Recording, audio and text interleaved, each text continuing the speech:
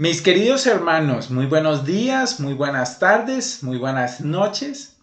Esta semana continuamos estudiando el Evangelio de Lucas y hemos caminado ya por 5 capítulos que nos han revelado más y más de la hermosa figura del Señor Jesús.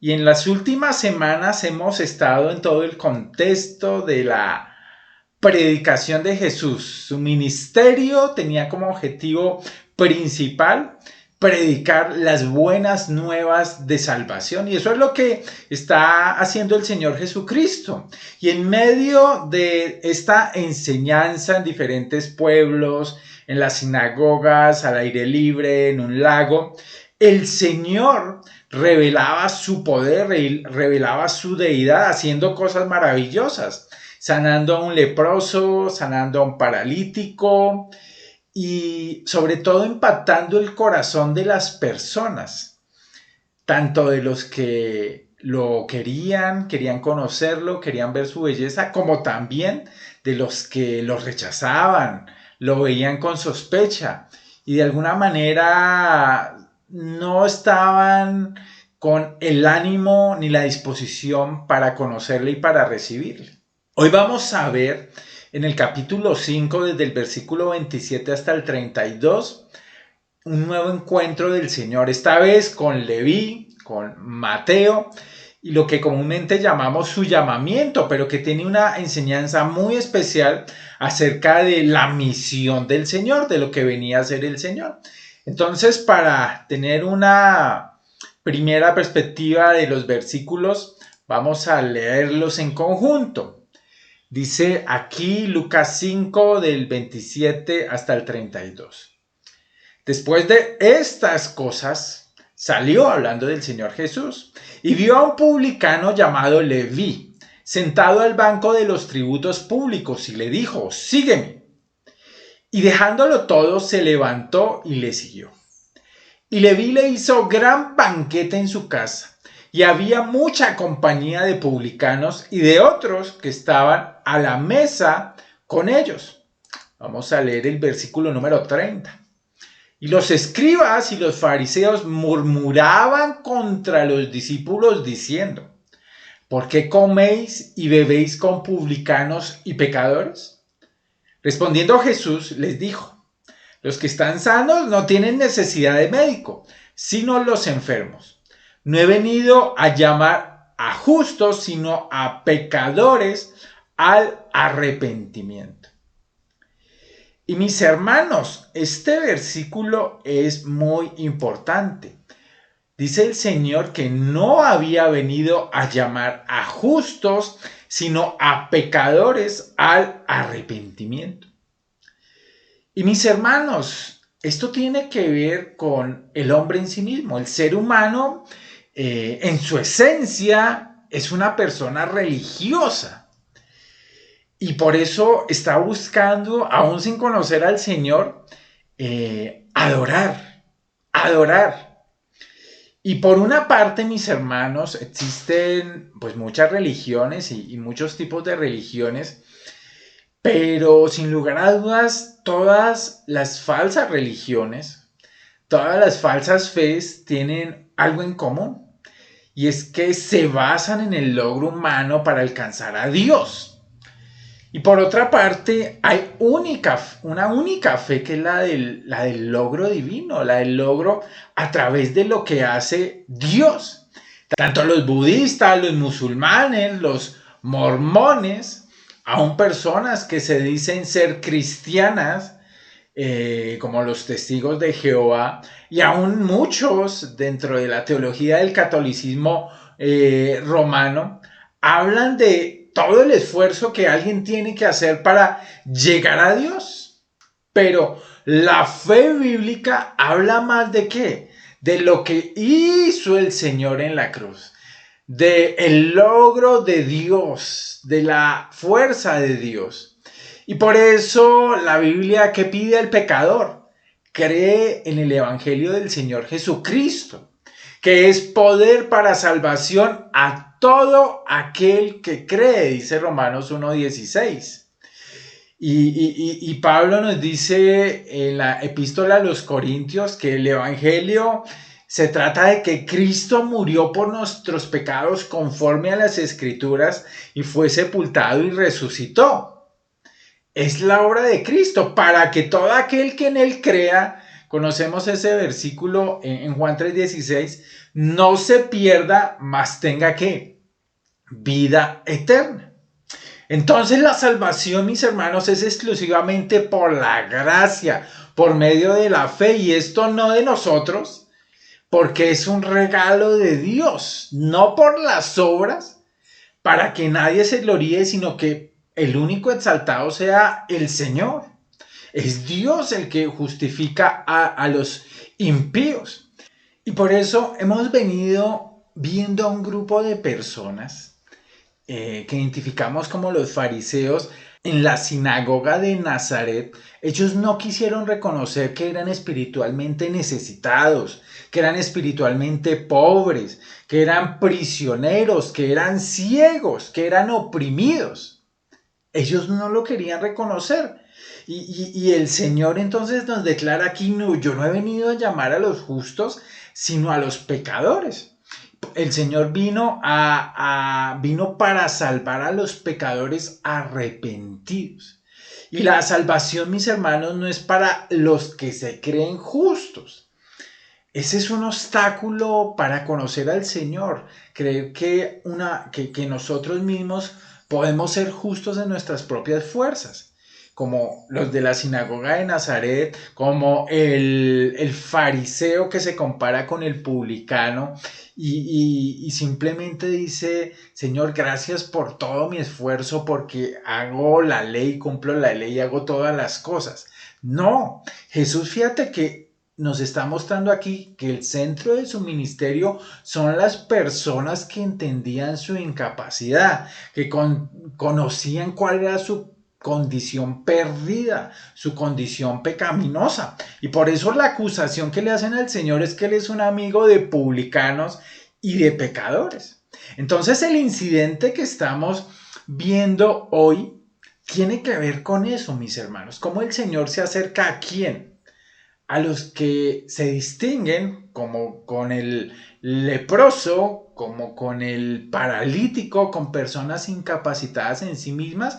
Y aquí hay un hombre que está sano físicamente, que es Leví, pero que está incapacitado espiritualmente para acercarse al Señor.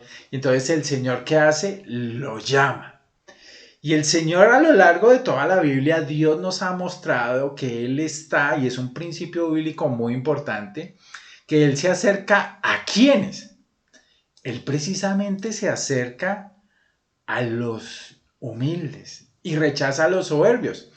Un versículo bien importante en el libro de Isaías capítulo 57 es este: porque así dijo el alto y sublime, el que habita la eternidad, cuyo nombre es santo. Yo habito en la altura y la santidad, y con el quebrantado y humilde de espíritu, para hacer vivir el espíritu de los humildes y para vivificar el corazón de los quebrantados. Aquí hay una promesa hermosa de lo que va a hacer el Señor.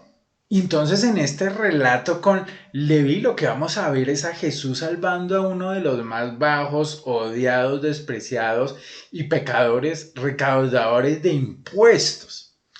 Y quiero que veamos, mis hermanos, bajo este título lo que vamos a ver hoy: Jesús, el médico de los pecadores. Y vamos a ver dos partes. La primera es el llamado a los que se consideran pecadores.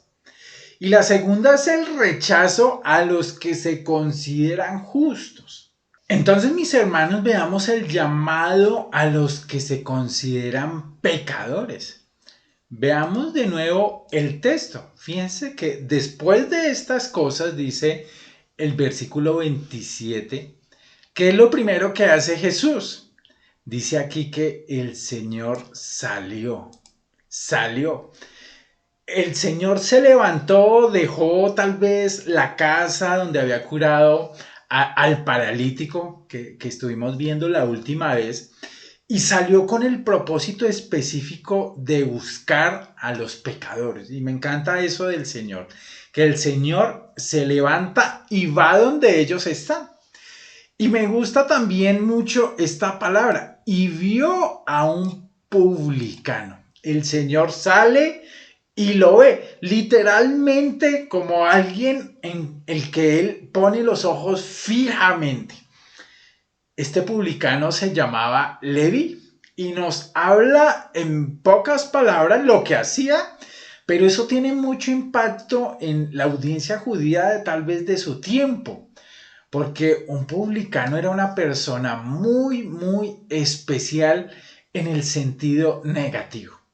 Ser cobrador de impuestos era sin lugar a dudas un oficio profundamente odiado por la gente, y había tres motivos. Primero era que ellos servían a los invasores, a los conquistadores romanos. La mayoría de los cobradores de impuestos eran usados por el Imperio Romano con muchos intermediarios. Cobrar impuestos era algo así como una franquicia, pero a los ojos de la gente del común, el que se unía a los romanos para cobrar impuestos, pues era un traidor.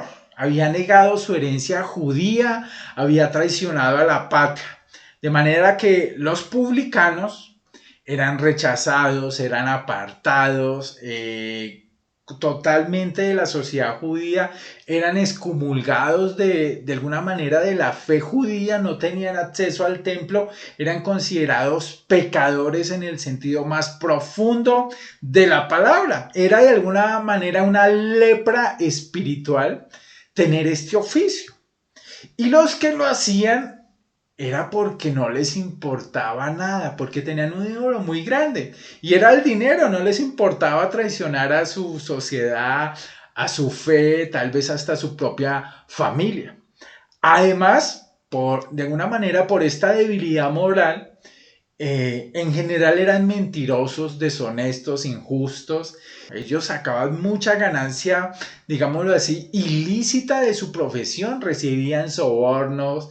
Cuando la gente no tenía dinero, ellos mismos les prestaban el dinero, pero con altos intereses, lo que hoy llamaríamos un gota a gota.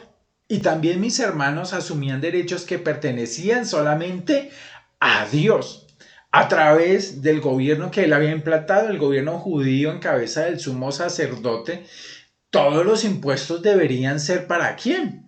Para exaltar a Dios. Los impuestos deberían ser pagados únicamente a Dios y a su gobierno, el cual estaba centrado únicamente ¿dónde? En el templo. Entonces, para pagar impuestos a gobernadores romanos, pues era algo tremendamente doloroso, era algo tremendamente difícil y con una carga de impuestos que era altísima. No la vamos a detallar por el tiempo, pero era muy alta. La gente tenía que esforzarse mucho y vivir a veces en condiciones terribles para llegar a pagar los impuestos. Entonces, mis hermanos, el oficio de publicano de este hombre, de Leví, era un oficio que lo estigmatizaba como el peor de los pecadores. Era tal vez el más horrible de los pecadores. Pero aún cuando él estaba ahí trabajando en el banco de los tributos públicos, el Señor, fíjate lo que hace, le hace un llamado, le dice, sígueme. Y de manera muy simple, pero muy convincente, Jesús le dice, venga conmigo.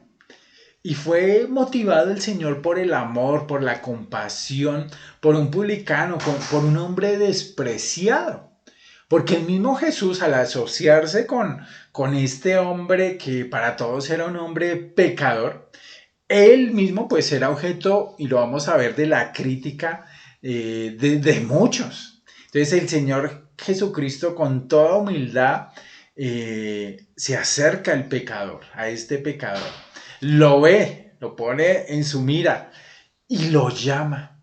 Y es impactante, mis hermanos, que el Señor conocía seguramente el corazón de este hombre. Y sin duda, Mateo sabía quién era Jesús, había oído de él, tal vez no reconocía todavía que era Dios, pero sí sabía que era un gran predicador, que era un hombre que obraba milagros y esa noticia se había extendido. Y las palabras del Señor, una sola palabra que le dijo, sígame, fue tan impactante en el corazón de Mateo que ¿qué es lo que hace Mateo? Y dejándolo todo, se levantó y siguió.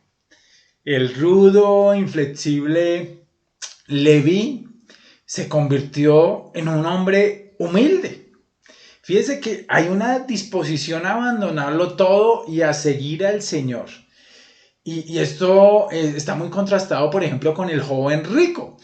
El Señor le dijo al joven rico, anda, vende todo lo que tienes y dalo a los pobres y tendrás tesoro en el cielo y ven y sígueme. En Marcos 10:21. Pero él esa palabra le causó mucha tristeza. Él se fue afligido y triste porque tenía muchas posesiones. Pero fíjate que Leví no. Él lo deja todo, se levanta y Mateo hace una ruptura muy drástica. Nosotros vimos hace unas semanas el llamamiento de Pedro, de Santiago y de Andrés y ellos dejaron pues su pesca. Pero la ruptura de Mateo era mucho más profunda con su pasado, porque cuando él estaba rechazando de alguna manera su profesión seguramente deshonesta de publicano, él sabía que nunca más podría volver a esa profesión, no sería admitido al rechazarla. Los pescadores sí volvieron, en Juan 21 estudiamos hace tiempo que ellos sí volvieron en algún momento a su profesión, pero para Leví eso iba a ser muy difícil. Entonces la decisión de Leví es categórica, mis hermanos. Él quiere romper con el pasado y seguir ahora un patrón de seguir al Señor.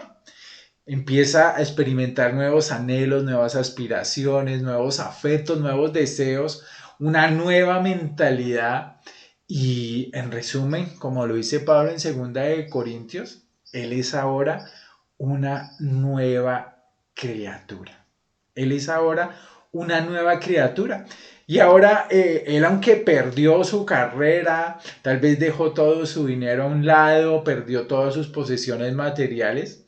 Fíjate que Pedro nos dice que el que sigue a Cristo, el que ahora es del Señor, tiene una herencia incorruptible, incontaminada, inmarcesible, reservada en los cielos, allá en la primera epístola de Pedro 1:4.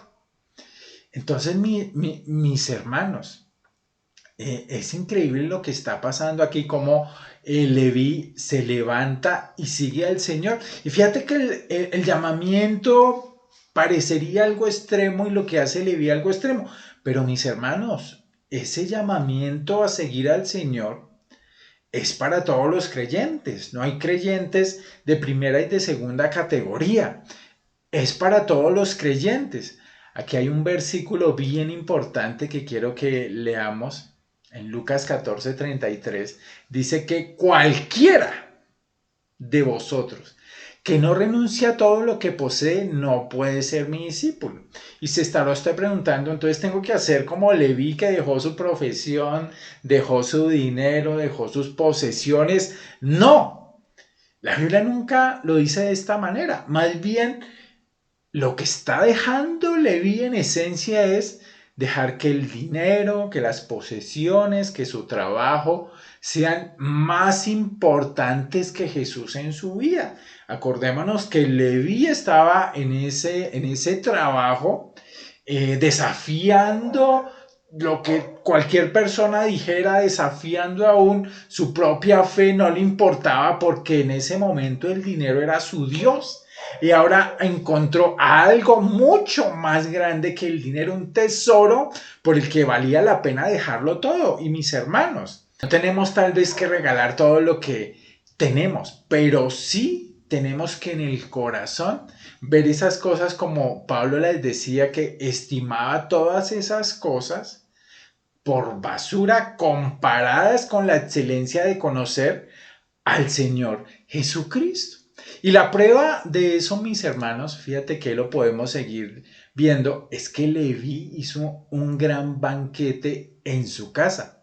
Y lo vamos a resaltar aquí, mis hermanos. Leví le hizo gran banquete en su casa. Y esto es una prueba, mis hermanos, de lo que había pasado con Leví. Él dejándolo todo, fíjate que se levantó. ¿De dónde se levantó? Se levantó del banco de los tributos, que sin lugar a dudas es un símbolo del pecado, de toda la vida pecaminosa de Leví. Y él deja atrás ese banco y ahora en el cambio de su corazón vemos que quiere honrar al Señor. ¿De qué manera podía honrar al Señor? Bueno, vemos que Leví le hace un gran banquete en su casa al Señor, pero no solo eso. También dice, y había mucha compañía de publicanos y de otros. En el comparativo de Mateo, este versículo dice que eran de otros pecadores. Él quería mostrar a todos sus amigos, y sus amigos pues no eran la gente ni más religiosa ni más moral que uno pueda pensar. Eran ladrones, otros publicanos, tal vez personas malas, matones, borrachos, prostitutas, sicarios. Pero precisamente a esas personas el Señor, fíjate, las está buscando para salvarlas. Y por eso el Señor vemos que acepta, porque había mucha compañía de publicanos y de otros que estaban a la mesa con ellos. Él quiso mostrar lo que había hecho Jesús en su vida. Y qué mejor manera de honrar al Señor que invitando a otros a ver las maravillas de Jesús, que lo habían llevado a dejar absolutamente todo, a dejar su banco de tributos públicos. Y fíjate que el Señor aquí creo que nos pregunta hoy, ¿hemos dejado definitivamente el banco del pecado? Es un banco difícil de cargar y es un banco que debemos apartar de nuestra vida para siempre. Es lo que hizo Mateo. Y él junto con todos los publicanos se sientan a hablar de Jesús. Y otra pregunta aquí bien importante es, oiga, ¿qué hemos hecho para que otros conozcan a Jesús? Sobre todo nuestros amigos, nuestros familiares. Aquí hay un buen ejemplo de alguien que hizo algo muy simple. Reunió a sus amigos, los invitó a comer y les presentó a Jesús y les dijo, mira lo que este hombre ha hecho en mi vida. Ha cambiado totalmente mi vida. Y creo que es un llamado para todos nosotros a seguir el ejemplo de Leví, tal vez de invitar a alguien y compartirle la palabra de Dios. Leví invitó a sus amigos. Y me recuerda mucho las palabras del apóstol Pablo. Fijémonos aquí en la segunda epístola a los Corintios. Dice Pablo en la Nueva Traducción Viviente, pues Dios estaba en Cristo reconciliando al mundo consigo mismo, no tomando más en cuenta el pecado de la gente. Y nos dio a nosotros, hablando de los creyentes, este maravilloso mensaje de reconciliación. Versículo 20. Así que somos, cada uno de nosotros los creyentes, embajadores de Cristo. Y me llama mucho la atención lo que resalté ahí. Dios hace su llamado por medio de nosotros. Hablamos en nombre de Cristo cuando le rogamos, vuelvan a Dios. Hablamos en nombre de Cristo haciendo el llamado del Señor, presentando a otros al Señor. Y qué bonito lo que hizo Leví, y seguramente en esta reunión muchos más llegaron a ser transformados por tener al Señor cara a cara, por oír al Señor y su evangelio de salvación. Fueron cada uno de ellos transformados. Pero lo que recalca aquí en este pasaje de Mateo es que Jesús transformaba los corazones de quienes aceptaban y veían su pecado, veían la necesidad de Cristo, veían su propia vida como la de un enfermo a punto de morir y no orgullosos, como los que vamos a ver en el segundo punto de esta enseñanza. Fíjate ahí, primero vimos el llamado a los que se consideran pecadores, y ese era Leví y tal vez muchos de sus amigos, pero ahora hay un rechazo, el rechazo de los que se consideran a sí mismos justos. Entonces vamos a ver a partir del versículo número 30 cómo los escribas y fariseos cuestionaron a Jesús por asociarse pues con publicanos y pecadores. Fíjate que nosotros vimos quiénes eran los escribas y fariseos allá en el versículo número 17 de este mismo capítulo. Y este grupo de religiosos de alguna manera extremistas, que creían que por su propia santidad podían acercarse a Dios, ellos, fíjate lo que hacen, murmuraban, hablaban bien pasito, no confrontaron ni directamente a Jesús, ni confrontaron directamente a los pecadores. Le preguntan a los discípulos así como por un ladito, ¿por qué coméis y bebéis con publicanos y pecadores? Y es una pregunta retórica. ¿Por qué ustedes se asocian con aquellos que socialmente son inaceptables? ¿Por qué se asocian con los que toda la sociedad religiosa rechaza? ¿Por qué habían renunciado a las normas de alguna manera religiosas que no permitían estar cerca de estas personas que eran como leprosos espirituales? Ellos estaban asociando con personas ceremonialmente impuras. Es más, muchos de ellos, si no todos, nunca habían encontrado la purificación religiosa ni la purificación ceremonial. Eran ellos culpables de quebrantar toda la ley, toda la decencia, todo el comportamiento moral. ¿Por qué alguien se contaminaría con esta clase de personas? Es un cuestionamiento muy profundo.